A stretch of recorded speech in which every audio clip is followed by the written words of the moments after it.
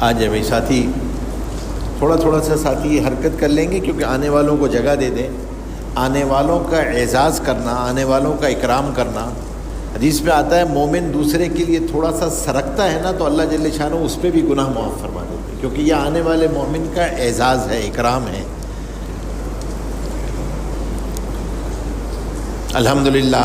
الحمدللہ رب العالمین والعاقبۃ للمتقین والصلاۃ والسلام علی رسولہ محمد وآلہ وصحبہ اجمعین. قال رسول اللہ صلی اللہ علیہ وسلم من صام رمضان ایمانا واحتسابا غفر له ما تقدم من ذنبه. وقال رسول اللہ صلی اللہ علیہ وسلم من قام رمضان ایمانا واحتسابا غفر له ما تقدم من ذنبه او کما قال علیہ الصلاۃ والسلام. قابل احترام بھائیو دوستو، بڑا مبارک موقع ہے. جیسے حضرت امام صاحب فرما رہے تھے کہ بھائی یہ دیکھو، یہ بڑی قبولیت کی رات ہے اور کئی اس کے اندر بشارتیں جمع ہو گئی ہیں. ایک تو یہ کہ یہ آخری عشرہ ہے، آخری عشرے میں 27ویں کی رات ہے، اور 27ویں بھی وہ 27ویں ہیں جو شب جمعہ ہے. یہ ائمہ کے ہاں یہ بڑی بشارتیں ہیں شب قدر ہونے کی. ویسے تو ظاہر سی بات ہے 5 راتوں میں تلاش کرنے کا حکم ہے، لیکن جو 27ویں کی رات ہے اور خاص طور پہ شب جمعہ کی رات، وہ بڑی برکت والی رات ہے. پھر تکمیل قرآن کا موقع ہے. یہ لمحات کہیں بھی گزر جائیں گے، لیکن جب تک آپ حضرات یہاں بیٹھے ہیں تو ایک تو آپ حضرات سے یہ عرض کروں گا میں کہ دیکھو، آخری عشرے کی ایک بہت بڑی عبادت ہے اعتکاف. تو ہم جو مصنون اعتکاف نہیں کر سکے ہیں، نفلی اعتکاف، تو جب تک بیٹھے ہوئے ہو سب اعتکاف کی نیت کر لو. آدھا پون گھنٹہ جو مسجد میں گزرے، نفل پڑھتے ہوئے، دعا کرتے ہوئے، بیان سنتے ہوئے، آپ کو اعتکاف کا اجر مل جائے گا. ویسے بھی حکم یہ ہے کہ مسجد میں داخل ہو تو یہ نیت کر لو، نویت سنت الاعتکاف ما دمت فی ھذا المسجد، یا اللہ جب تک میں مسجد میں ہوں اعتکاف کا اجر دے دیجیے. تو ایک تو یہ بات. دوسری بات یہ ہے کہ مجلس کے اختتام تک بیٹھنا یہ برکت کا سبب ہے. اللہ جل شانہ کے ہاں سے مغفرت کے وعدے ہوتے ہیں. یہ وقت کہیں بھی گزر سکتا ہے. یہ دیکھو میرے بھائیوں، یہ رمضان کے آخری لمحات ہیں، بس آخری لمحات ہیں اور چند دن باقی ہیں. ویسے بھی رمضان جو ہے وہ ایام معدودات ہے. قرآن کریم نے کہا ہے کہ یہ چند دن ہیں، تو تھوڑے سے دن ہیں. یہ بہرحال گزر گئے، اب تو چند دن باقی رہ گئے ہیں، چند لمحات باقی رہ گئے ہیں. اس موقع پہ کوئی لمبی بات عرض کرنا مقصود نہیں ہے، چند بنیادی باتیں عرض کرنا مقصود ہیں. اماں جان نے حضور پاک صلی اللہ علیہ وسلم سے سوال کیا کہ اگر میں شب قدر کو پالوں تو کیا دعا کروں؟ حضور پاک صلی اللہ علیہ وسلم نے فرمایا، اللہ سے مانگو، اللہم انک عفو کریم تحب العفو فاعف عنا. اللہ معاف کرنے والی ذات ہے، آپ کو معافی پسند ہے، اللہ معاف فرما دیجیے. تو علماء نے لکھا ہے شب قدر کی 3 بڑی عبادتیں ہیں. ایک دعا، دوسری استغفار، تیسرا توبہ. یہ 3 بڑی عبادتیں ہیں شب قدر. اللہ تبارک و تعالیٰ سے دعا کرنا، کیونکہ دعا مستقل فی نفس ہی خود عبادت ہے. جیسے قرآن پڑھنا عبادت ہے، تلاوت کرنا عبادت ہے، نماز پڑھنا عبادت ہے، دعا مستقل فی نفس ہی خود عبادت ہے. اور انبیاء اکرام علیہ السلام کے وظائف میں سب سے بڑا وظیفہ دعا ہے. اللہ جل شانہ کو پیار آتا ہے. فرمایا جب آدمی اللہ کے دربار میں ہاتھ اٹھاتا ہے تو اللہ تبارک و تعالیٰ فرماتے ہیں مجھے حیا آتی ہے کہ میں اس کے ہاتھ خالی لوٹا دوں. وہ ہاتھ جو اللہ کے دربار میں اٹھ گئے وہ دعا قبول ہو گئی. فرمایا بندے کی دعا قبول ہوتی رہتی ہے جب تک اپنی زبان سے نہیں کہتا میری دعا قبول نہیں ہوتی، اس دن سے دعا قبول ہونا بند ہو جاتی ہے. انا عند ظن عبد بی، اللہ جل شانہ فرماتے ہیں میں بندے سے اس کے گمان کے مطابق فیصلہ کرتا ہوں. تو فرمایا ہمارے توبہ کی توفیق مل جائے. ابھی بیٹھے ہوئے ہیں سب لوگ، دعا کی توفیق مل جائے. ہمارے شیخ حضرت مفتی ضرور العابدین صاحب نور اللہ برکاتہ فرمایا کرتے تھے اللہ جس کو نوازنے کا ارادہ فرماتے ہیں اسے دعا کی توفیق دیتے ہیں، جس کے گناہ معاف کرنے کا ارادہ فرماتے ہیں اسے توبہ کی توفیق دیتے ہیں. تو دعا کا اہتمام کرنا، اس رات کے اندر قبولیت کا موقع ہے. یہ تمام قبولیت کے مواقع اس وقت جمع ہیں دعا کے لیے. اور پھر اس کے ساتھ ساتھ دعا کے ساتھ ساتھ جو ہے نا وہ استغفار ہے، اپنے گناہوں کی معافی مانگنا. اور استغفار پسند ہے اللہ جل شانہ کو. فرمایا جسے استغفار کی توفیق مل گئی، اللہ تبارک و تعالیٰ نے ہر مشکل سے اس کے لیے آسانی کو نکال دیا، اس کے گناہوں کو معاف کر دیا. اور پھر اس کے ساتھ ساتھ توبہ ہے، ایک معافی ہے، ایک توبہ ہے. توبہ کمٹمنٹ ہے. توبہ فرمایا یہ ایمان کو الائیو رکھتی ہے، ایمان کو زندہ رکھتی ہے. یہ اللہ سے تعلق مع اللہ کا سودا ہے کہ آدمی اللہ کے سامنے اس رات میں کھڑا ہوتا ہے، یا اللہ جیسی زندگی گزارنی چاہیے تھی آپ کے انعامات کے بدلے ویسی گزاری نہیں. یا اللہ کوتاہیاں ہوئی ہیں، یا اللہ میں نادم ہوں، میں شرمندہ ہوں، میں ندامت ہے. توبہ نام ہے شرمندگی کا، ندامت کا، ریگریٹ کا کہ اللہ غلطی ہو گئی ہے. اللہ تبارک و تعالیٰ اس شرمندگی، اس ندامت پہ اس کے گناہ کو معاف کر دیتے ہیں. سمندر کے جھاگ کی برابر بھی گناہ ہو تو اللہ معاف کر دیتے ہیں. التائب من الذنب کمن لا ذنب لہ، گناہوں سے توبہ کرنے والا ایسا ہے جیسے اس نے گناہ کیے ہی نہیں. اس لیے اللہ جسٹیفیکیشن پسند نہیں ہے. ڈونٹ ٹرائی ٹو جسٹیفائی، نہیں یہ نہیں ہے وہ نہیں، کہہ دو بھائی غلطی ہوئی ہے. کیوں؟ ہمارے شیخ فرمایا کرتے تھے جب آدمی گناہوں کی تعویلیں کرنے لگتا ہے، جسٹیفیکیشن دینے لگتا ہے، تو توبہ کی توفیق سلب ہو جاتی ہے، توبہ کے دروازے بند ہو جاتے ہیں. توبہ تو آدمی اس وقت کرے گا جب گناہ سمجھے گا. جب گناہ ہی نہیں سمجھ رہا تو توبہ کیا کرے گا؟ اور کس چیز کی توبہ کرنی ہے؟ 360 ڈگری توبہ کرنی ہے، 24 گھنٹے کی زندگی کی توبہ کرنی ہے. اور پورے دین میں جو ہم سے کوتاہیاں غلطیاں ہوئیں بندگی کے اندر، بندگی دین پہ چلنے کا نام ہے. دین 5 چیزوں کا نام ہے. دین نام ہے ایمانیات کا، عبادات کا، معاملات کا، معاشرت کا، اخلاقیات کا. تو یہ سمجھنے کی بات ہے کہ ہم سب سے پہلے ایمانیات کی لائن سے جو غلطیاں ہم سے ہو رہی ہیں اس میں ہم توبہ کریں. ظاہر سی بات ہے سب سے بڑا گناہ ایمانیات کی لائن میں شرک ہے. جو زبان سے کلمات نکل جاتے ہیں، کبھی زبان سے کلمات نکل جاتے ہیں، کبھی ہمارے رویے، کبھی ہماری باتیں، تو شرک سے توبہ کریں. اللہ جو غلطیاں ہوئی ہیں، کیونکہ یہ ظلم عظیم ہے، بڑی ضلالت ہے، اس میں سب سے بڑا گناہ ہے یہ.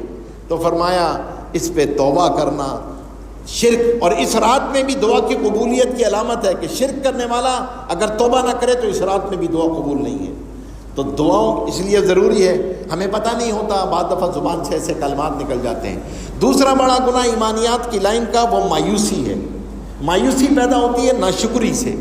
ناشکری کے رویے مایوسی پیدا کرتے ہیں، ہوپلیس پیدا کرتے ہیں. یہ ہماری عمومی بیماری ہے. اللہ معاف کرے، اس وقت کوئی مجلس ایسی نہیں ہے جس میں ناشکری نہ ہو. ملک سے ناشکری، کاروبار کے، نعمتیں موجود ہیں، نعمتوں سے گھر بھرے ہوئے ہیں، زبان ہے کہ ناشکری کے، رویے ہیں کہ ناشکری کے. اس کا سب سے بڑا نقصان یہ ہوتا ہے کہ نعمتیں ہوتے ہوئے نعمت برتنے کی توفیق نہیں ہوتی. نعمتیں وحشی جانوروں کی طرح ہوتی ہیں، شکر وہ زنجیر ہوتی ہے جو اس کو تھام کے رکھتی ہے. نعمتوں میں اضافہ شکر کی برکت سے ہوتا ہے، نعمتوں سے فائدہ شکر سے اٹھاتا ہے. ایمان پہ شکر ادا کرے گا تو ایمان کا فائدہ اٹھائے گا. ماں باپ کا شکر ادا کرے گا تو ماں باپ سے استفادہ کرے گا، ان کی برکات سے کبھی محروم نہیں ہوگا. اولاد پہ شکر ادا کرے گا تو اولاد اس کی آنکھوں کی ٹھنڈک بنے گی. شکر کے ساتھ ہے، ورنہ ناشکری انسان میں مایوسی پیدا کرتی ہے، اور مایوسی کفر ہے. شیطان اللہ کے سامنے قسم کھا کے آیا ہے کہ ان کو گمراہ کروں گا ناشکری کے راستے سے. ایزیسٹ ٹریپ ہے، سب سے آسان ٹریپ ہے کہ ناشکری پہ ڈال دو اس کو. اب وہ کمپلین موڈ میں جائے گا، پھر نیگیٹیوٹی میں جائے گا، پھر ڈپریشن میں جائے گا، پھر جیلسی میں جائے گا، پھر غیبت شروع کرے گا، پھر کینہ میں جائے گا. تو بنیادی طور پہ ہر وقت کمپلین موڈ میں ہوگا، سب کچھ کے باوجود کمپلین موڈ میں ہوگا. اکیلا نہیں ہوگا، اس کے آس پاس والے بھی اس نیگیٹیوٹی سے متاثر ہوئے بغیر نہیں رہیں گے. پورے گھر کے اندر ٹاکسک کریٹ ہو جائے گی. دفتر میں ہوگا تو دفتر میں ٹاکسک کریٹ، کاروبار میں ہوگا تو کاروبار میں. تو فرمایا شکر ادا کرو اللہ کے واسطے، ناشکری کے رویوں کو چھوڑو، اولادوں کو شکر سناؤ. اور شکر جو ہے نا یہ سیکھنے کی چیز ہے، اس پہ محنت کرنی پڑتی ہے. Gratitude is a skill need to be learn. اپنی اولادوں کو سکھاؤ، ماں باپ کی ذمہ داری ہے، کیونکہ یہ ہمارے ہاں وبا ہے. وبا یہ وبائی امراض کی طرح پھیل رہا ہے، جس سے نعمتیں ختم ہوتی چلی جا رہی ہیں. اور فرمایا تیسری بڑی چیز جو بہت بڑی ایمانیات کے اندر بڑا گناہ ہے وہ ہے سنتوں کی تحقیر، علماء کا مذاق، علماء کی تحقیر، اہل اللہ والوں کی تحقیر۔ بھائی آپ سنت پہ عمل نہیں کر رہے، معافی مانگ لو، غلطی ہو جائے گی، بس اس کا مذاق تو مت اڑاؤ۔ ایک ایک سنت ساتوں آسمان ساتوں زمین سے زیادہ قیمتی ہے۔ حضور پاک صلی اللہ علیہ وسلم کی عقیدت، محبت، اطاعت تینوں حق ہیں نبی کے۔ محبت اور اطاعت کا چولی دامن کا ساتھ ہے، تو سنتوں کا مذاق مت اڑاؤ، اللہ والوں کا مذاق مت اڑاؤ، اہل علم کا مذاق مت اڑاؤ۔ دنیا کا ضابطہ ہے، یہ آپ کے سامنے پانی کی بوتلیں رکھی ہوئی ہیں، ظرف کی قدر بقدر مظروف ہوتی ہے۔ اس پلاسٹک بوتل کی قیمت نہیں ہوتی، پانی کی قیمت ہوتی ہے۔ جو برتن میں مشروب ہوتا ہے نا، قیمت اس کی ہوتی ہے۔ اللہ نے ان کے سینوں کو چنا ہے، اس کے اندر قرآن رکھا ہے، اس کے اندر علم رکھا ہے، انہیں شفاعت کا حق دیا ہے۔ Who we are، ہم کون ہیں ان کو آڈٹ کرنے والے؟ یہ آسان ٹریپ ہے، باطل کا بھی آسان ٹریپ ہے، شیطان کا بھی آسان ٹریپ ہے۔ علماء سے متنفر کر دو، آپ کسی مریض کو بے موت مارنا ہو تو ڈاکٹر سے متنفر کر دو، کہنا دوائی جو ہے نا سب فراڈ ہے، یہ سب نمک بیچتے ہیں، اور یہ ڈاکٹر یہ تو سارے کے سارے فراڈ، وہ خود ہی اپنی موت مر جائے گا۔ تو اور ہمارے ایک بڑے بزرگ تھے، انتقال ہو گیا، عبدالوہاب صاحب نور اللہ مرکزہ۔ عبدالوہاب صاحب فرمایا کرتے تھے جو علماء کی عزت نہیں کرتا، علماء کی تحقیر کرتا، اللہ اس کی نسل میں عالم پیدا نہیں کرتا۔ اللہ غیور ہے، اللہ اس کی نسل میں عالم پیدا نہیں کرتا۔ تو یہ تینوں کے تینوں مسئلے بلیف سسٹم کے ہیں، مائنڈ سیٹ کی پرابلم ہے۔ تو فرمایا اس میں توبہ کرو اگر یہ غلطیاں ہو رہی ہیں۔ عبادات کی لائن سے توبہ کرنا ہے۔ اس وقت بیٹھے، اب سب سے بڑی کیا چیز ہے؟ اپنی نمازیں۔ نمازوں کے اندر جو غلطیاں ہیں، نمازوں کو سیکھ کے نہیں پڑھ رہے، بچپن میں سیکھی تو 55 تک وہی نماز پڑھ رہے۔ دکانیں 1 سے 4 ہو گئیں، فیکٹریاں 1 سے 3 ہو گئیں، نوکری کہیں سے کہیں ہو گئی، جو بچپن کی نماز تھی 55 تک نماز وہی ہے۔ 3 مرتبہ سبحان ربی العظیم پڑھتے تھے، آج بھی 3 مرتبہ پڑھتے ہیں۔ نماز میں ایکسیلنس ہی نہیں آئی، نماز میں کوئی بہتری نہیں آئی۔ بچپن میں بھی اتحیات کا ترجمہ نہیں آتا تھا، 55 سال میں بھی اتحیات کا ترجمہ نہیں آتا۔ اور نماز پڑھنے والا اپنے پروردگار سے سرگوشی کرتا ہے، المصلی یناجی ربہ، سجدہ کرنے والا رحمان کے قدموں پہ سجدہ کرتا ہے۔ حضرت عمر رضی اللہ تعالیٰ فرمایا کرتے تھے میرے نزدیک سب سے معتم شان چیز نماز ہے۔ جس کو والی گورنر بنانا ہوتا تھا نا، ایک ہی فٹ اینڈ پراپر کرائٹیریا تھا گورنر بنانے کا، نماز چیک کرو، اپنی نمازوں پہ محنت کرنا۔ کیا کم از کم درجہ کہ نماز کا ترجمہ سیکھیں، رکوع سجدے کی دعائیں سیکھیں، اتحیات کی دعائیں سیکھیں۔ 3 جگہ پہ دعا قبول ہوتی ہے، اتحیات میں دعا قبول ہوتی ہے، سجدے میں دعا قبول ہوتی ہے، نماز کے بعد دعا قبول ہوتی ہے۔ تو دعاؤں کو سیکھیں، محنت کریں، نماز پہ ایکسیلنس ڈیولپ کریں۔ ہمارا ایک عمومی مزاج ہے ہر چیز میں شارٹ کٹس، ترخانہ بس کسی کو، وہی حال ہم عبادات کے ساتھ کرتے ہیں۔ ایسے نماز پڑھنا جیسے کندھے سے اتار رہا ہے کوئی۔ تو کوشش کرو بھائی، توبہ کرو، ایسی نماز کہ اپنی نمازوں پہ محنت کریں گے۔ میں کیوں بار بار توبہ کہہ رہا ہوں؟ ہم نے اپنے بڑوں سے سنا، اپنے مشائخ سے، یہ رمضان میں جس کی توبہ قبول ہو گئی، اللہ اس کے اسباب بھی میسر فرماتے ہیں، اللہ اس کی زندگی صحیح نہج پہ لے کے آتے ہیں، طبیعتیں مائل کرتے ہیں، عادتیں بدل دیتے ہیں، اگر رمضان کی توبہ قبول ہو جائے۔ توبہ تو جب ہوگی جب اپلیکیشن تو سبمٹ کریں، گیپ کو آئیڈینٹیفائی تو کریں۔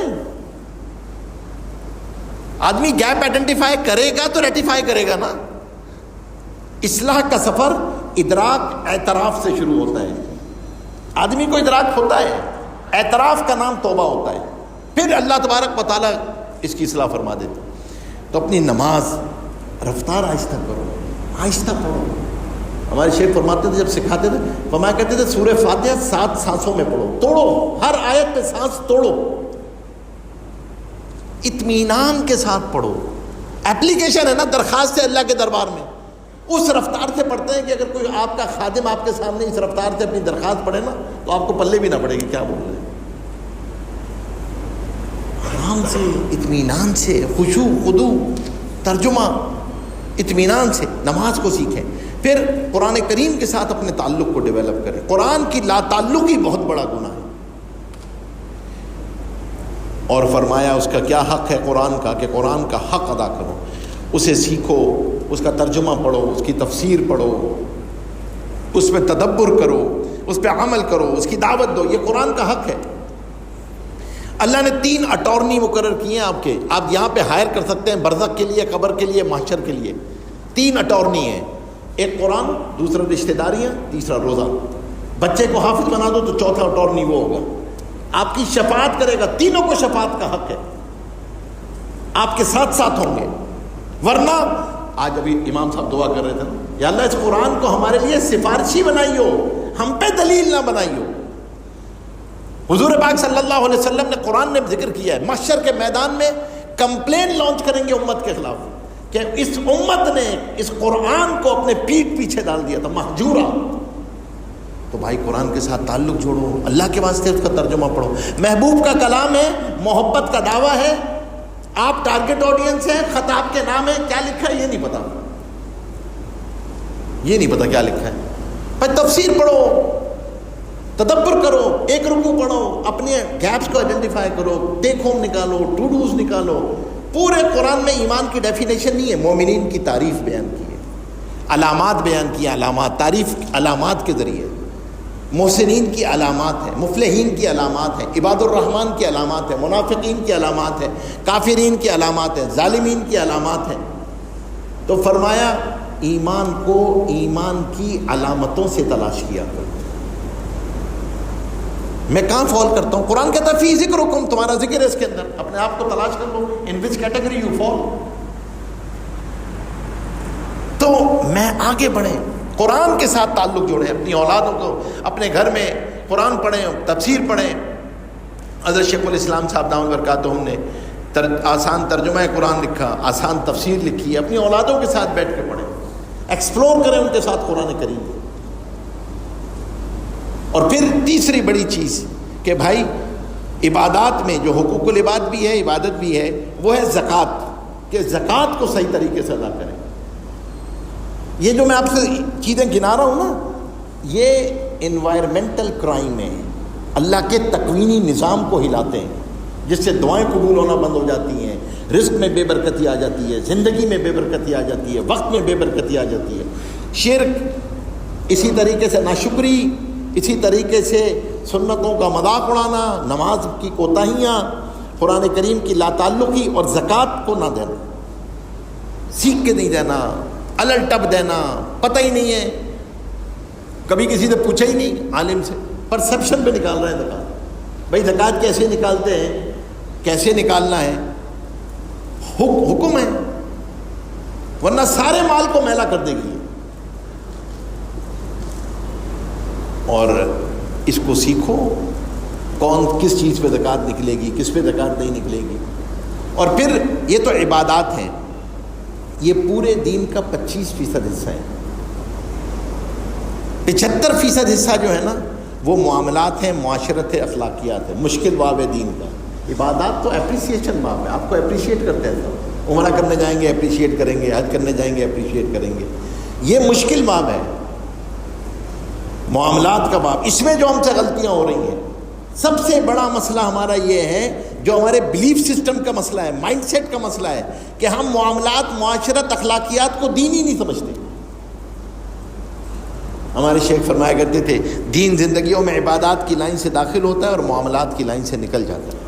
معاملات کی لائن کا سب سے بڑا گناہ انوائرمنٹل کرائم، جو پوری فضا کو آلودہ کر دیتا ہے، وہ ہے سود، اللہ سے جنگ ہے، ربا، اللہ سے براہ راست جنگ ہے، اللہ اور اس کے رسول کے ساتھ۔ کتنی کوئی اتنی بڑی سزا نہ چوری کی ہے، نہ ڈاکے کی ہے، نہ زنا کی ہے، جتنی بڑی سزا قرآن نے سود کی بیان کی۔ حرب من اللہ، اللہ کی دھرتی پہ رہتے ہو، اللہ سے جنگ کرو گے تو سکون لا کے دکھاؤ، فرما بردار اولاد لا کے دکھاؤ، پریشانیوں سے بچ کے دکھاؤ۔